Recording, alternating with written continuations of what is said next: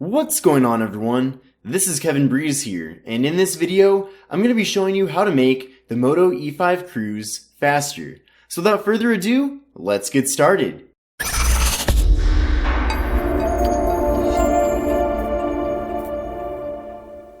Okay, so to make the Moto E5 Cruise faster, you first need to go to the settings. So swipe up, go down to the settings, then you're going to scroll down, go to System, then go down to About Phone. Now that we're in About Phone, go down to Build Number and tap on that a bunch of times. And eventually you'll see this thing that says you are now a developer.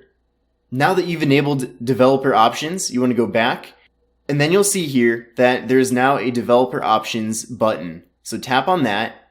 Now that you're in developer options, you want to go down to animations.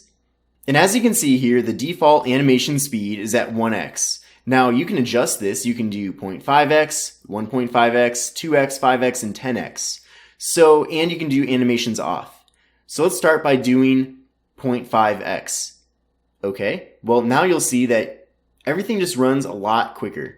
You can start up apps quicker, you can go to the camera quicker, and then when you want to leave an app, you can do that quicker. Everything is just a little bit snappier here because we've shortened the speed of the animations. Now we can do the opposite if we want to. We can make the animations longer, but you'll see what happens when we do that. Look at how slow everything goes away. So that's not really ideal, but you can make it even quicker than 0.5 because you can turn it off completely. Now when it's off completely, you can see that things are even snappier. Like look at that. No delay at all with the animation because there is no animation. So that's great because I don't know about you, but when I use my phone, I don't need animations. It doesn't really add anything to the experience for me. Now we can go back to the settings and there are also other animations that we can adjust. Now I'm going to put this back on the default 1x, but you can do the window animation scale, so you can also move that down to 0.5. We can also do the animator duration scale and put that on 0.5 as well. So that just allows different things to go quicker as well, such as going into the menu here and other functionalities on the phone.